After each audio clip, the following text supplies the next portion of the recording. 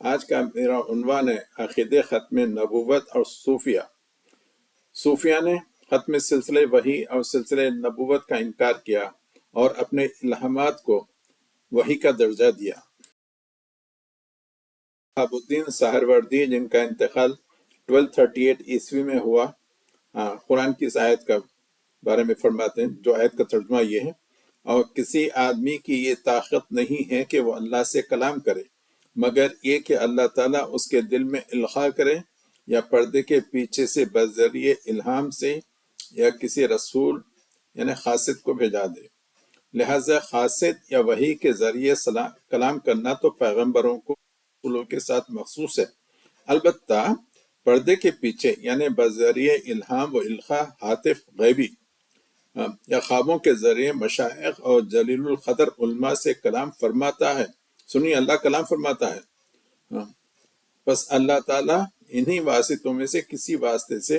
بغیر وحی اور قاصد کے مشائخ کے استغاثوں یعنی سوالوں کا جواب دیتا ہے اور ان سے کلام فرماتا ہے۔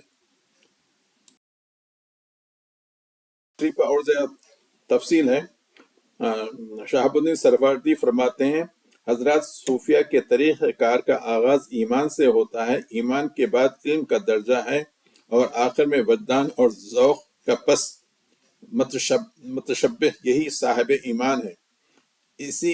ایمان سے مراد وہ ایمان ہے جو صوفیہ کے طریقے کے مطابق ہو، یہی ایمان تصوف کی عظیم بنیاد ہے۔ حضرت جنید بغدادی کا ارشاد ہے کہ ہمارے مسلک کے مطابق ایمان لانا ولایت ہے، اور اس کی وجہ یہ ہے کہ صوفیہ اپنے احوال نادرہ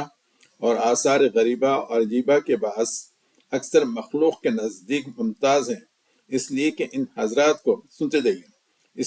حضرات کو اپنے مکاشفے کے ذریعے قضاء و قدر اور علوم غریبہ کا علم حاصل ہے، اور انہوں نے اللہ تعالیٰ کے عظیم حکم اور قرب کے جانب اشارہ کیے ہیں، یعنی اللہ کی طرف دیکھتے رہتے ہیں، اور ان سب باتوں پر ایمان لانا قدرت پر ایمان لانے کے برابر ہے۔ قوم کے اکثر افراد نے کرامات اولیاء سے انکار کیا ہے، حالانکہ جیسا ابھی ہم نے بیان کیا ہے کہ ان کرامات پر ایمان لانا قدرت پر ایمان لانے کے مترادف ہے۔ در حقیقت صوفیہ حضرات کے پاس اس قبیل کا علم موجود ہے۔ سنتے جائیے، در حقیقت صوفیہ حضرات کے پاس اس قبیل کا علم موجود ہے، پس ان کے طریقے پر وہی لوگ ایمان لائیں گے جو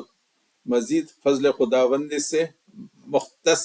اور مخصوص ہوں گے، یعنی اسپیشل لوگ۔ پھر دعوے کرتے ہیں کہ ہم ختم نبوت کے محفل ختم نبوت کے مجلس وغیرہ ہر چیز کرتے ہیں، پھر سب کے سب جو ختم نبوت کے منکر تھے،